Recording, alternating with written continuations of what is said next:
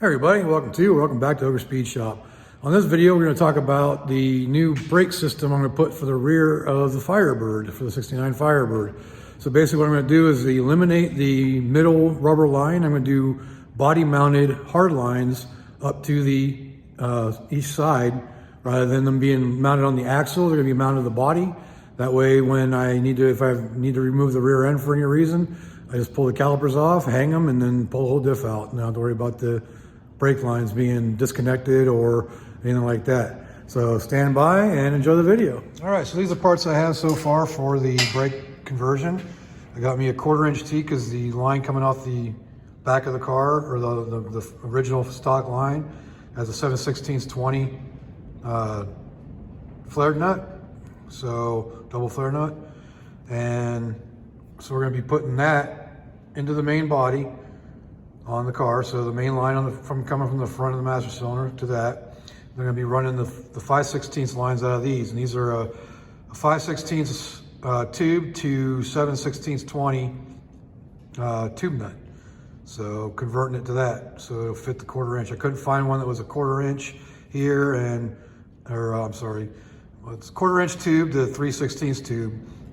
So I just got a 1/4 inch T, and I'm going to adapt it to 3/16 tube.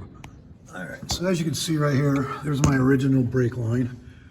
It comes from the front, so it comes from right there, goes across, and runs up to the original factory location. So basically what I'm going to do is I'm going to put the T right there. Well, let me get to where you can actually see it.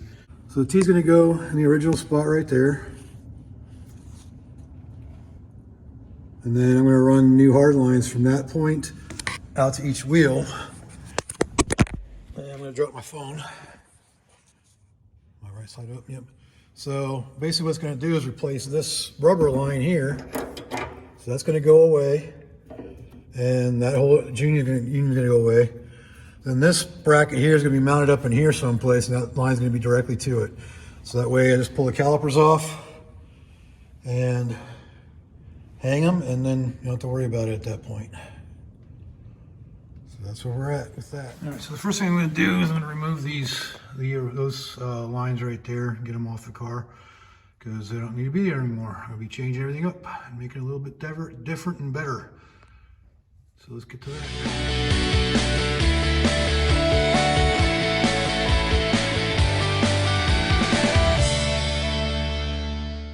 So we got those brake lines off now, so now I gotta figure out where I'm gonna mount this at.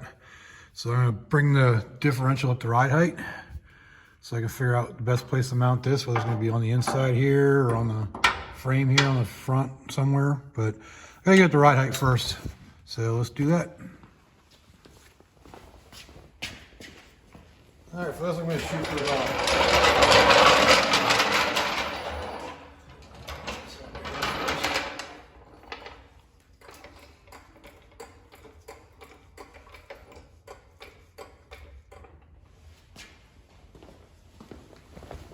shoot for right around 13 inches from center line to about just a little bit inside the lip here. So I want the tires to be tucked up inside when it comes down to it. So I'll shoot for about 13. So I got a little bit further to go. The reason I'm shooting for 13 is because most tires that I'm going to be running on this are going to be about 26 to 27 inches tall. Most will be about 26. So that's what we're going to shoot for. About 3 inches to go.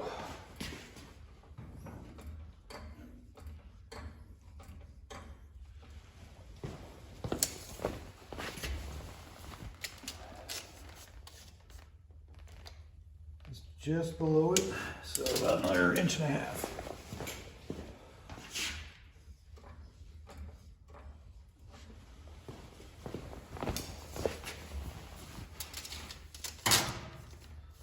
I'm just kind of eyeballing it right now, like right there. That's about, eyeballing it is about right at the lip of the fender right here. So it's going to go like one little more. Shoot for my right height. So that's 13, and that's just about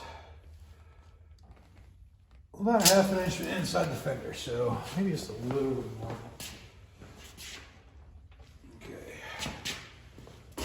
tighten these for now.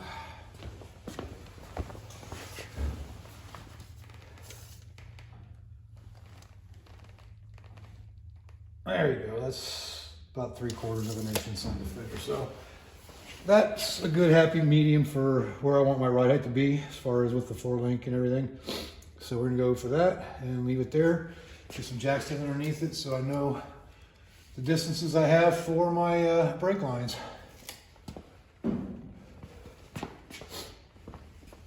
All right, so as you can see, this tucks it up in pretty good once you have it up in there and the ride height set. So that opens it up quite a bit for me to put this pretty much anywhere I want. And if I reverse this, flip it around and get it up in there, maybe just be able to basically put it on up beside the frame. This line ain't let me twist it, but so basically imagine this upside down and up on here. So it's gonna be a 90 degrees coming off of here. And so it'll be like that, reversed. So just gotta flip that angle around. And that should be enough room for me to fit the line up in there and be good to go. And then we'll get those lines in there. So that's where that's gonna go. Same with that side. That gives you plenty of time, like plenty of room for flexibility. Allows it to go down, allows it to go up. And then it shouldn't, maybe if I bring it this way a little bit, that way it's not gonna, not that it's ever gonna make it all the way up there to be able to crush it, but you just put a little angle to it or just go a little bit further forward. Works too, so that's the plan.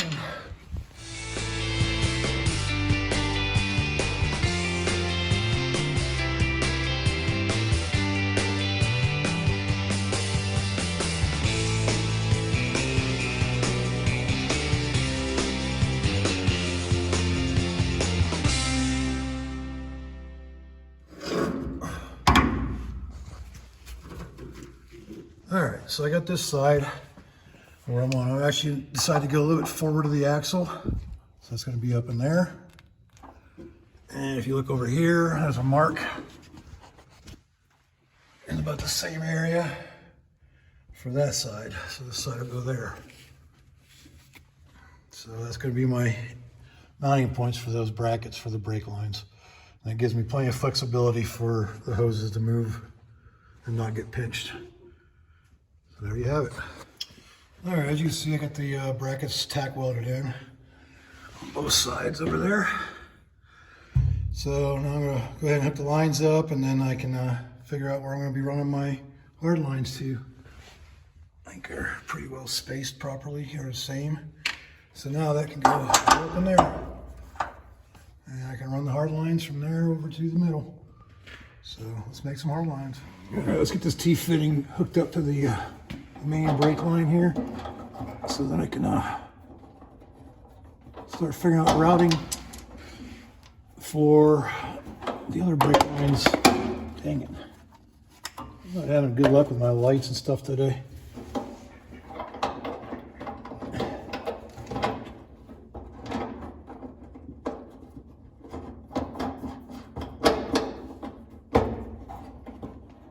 All right, so let me get the wrench.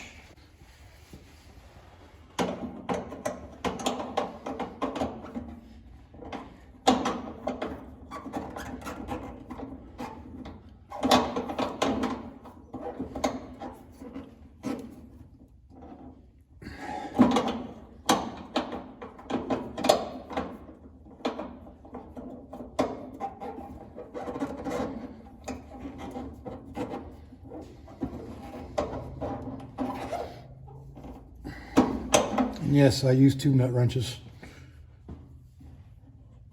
Kind of go a little crazy when I see people not using them. What if I should angle? No, that'll be perfect. I could go right behind there, over to the other side. Cool, so let's get the other lines prepared and ready to put in here. So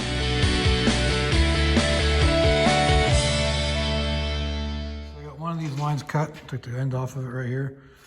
And took the other fittings off and put this one on. So that's just one less one I gotta make a double flare on. So I'm gonna use the original one first, and that'll screw into that 1/4 inch T. And then I can bend it to fit the frame underneath there. So let's go do that. Real quick, I want to show you this how I bent that. I put a 90-degree on there already to come out of the fitting and up. Just want to show you real quick how I did that.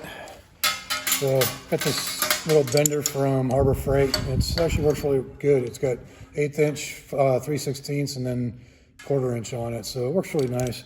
But basically what I did is I put it in there. See, normally you can put it in there and, let me show you on this one. So you can put it in there to where the tube nut fits like that against the stop. But to make it a little bit tighter, you can also go in like that and then bend it. And that's what I did with this one. So it actually was, let's see it here, give me a second to load it back up. But you can see how when I bent it, where the nut was at. So you can make it even tighter bend that way just by putting the nut up underneath it. Just gotta be careful and be careful it doesn't slip when you do it, but that's one way of making a tight 90-degree. These angles are getting kind of hard to mess with or play or see, but so basically what I'm gonna do, I'm gonna take a measurement from the center line of this T-fitting right here up to here. This could be my next bend distance. So right there, I'm looking at about 3 inches up to this point. That's where I'm gonna run it across to the passenger side to meet up over here for that brake line. Okay, for this, I'm gonna show you basically how to measure out. Let me get a marker real quick. I'm basically gonna bend another angle in here that's 180 degrees out from this one. So it's gonna go here and then not that way. It's gonna be like a Z shape.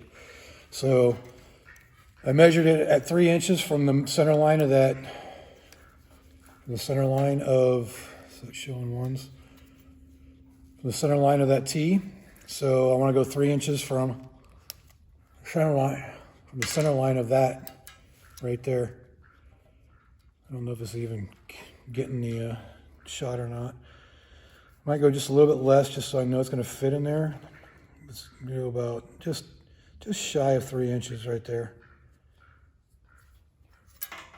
Okay, so that mark shows me where I want my bend to finish out. So when I bend this, that mark right there is going to be the 3 inches I need. Now on these tools, they have little marks. And it's really hard to see because it's kind of worn down. But that mark right there, that's going to show you your starting point for your bend. And you put that up here when you have the line in there. So let's get the line in there so I can show you. So I'm bending this way because I want that arc to go the opposite way than what it is. Now if you look real close, let me see if I can get that down in there for you. See the black mark? I hope you can see it. You want this line to line up with that, and that gives you the center line of that bend. So once it's out like that, and you bend it around, and it should be 3 inches from this point to this point. So let's see if we hit it or not.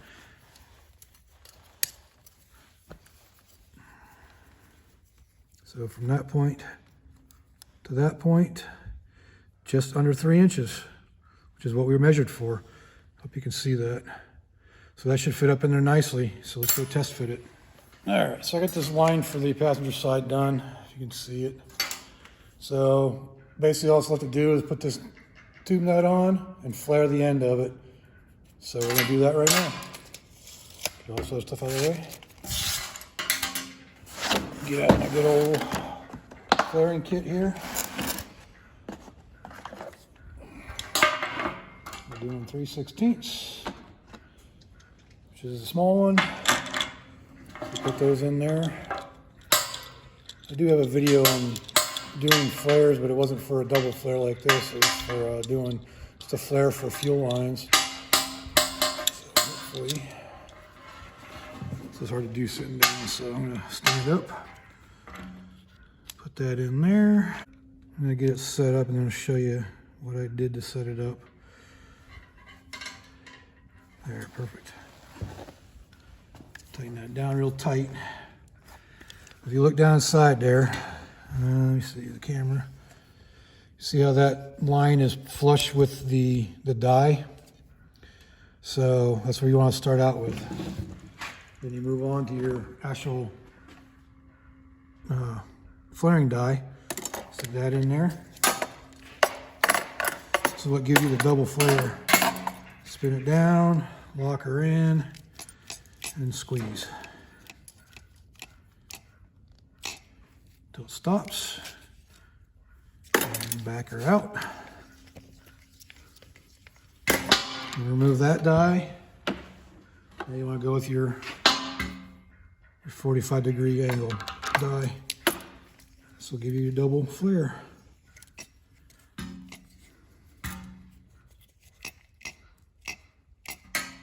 Squeeze till it stops. Release it. And there's your double flare right there.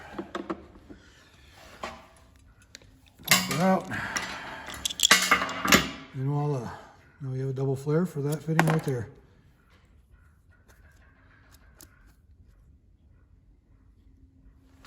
Now she's ready to go in. All right, let's get up underneath here. It's gonna be a weird angle, but just to show you the new brake line. So you can see right there.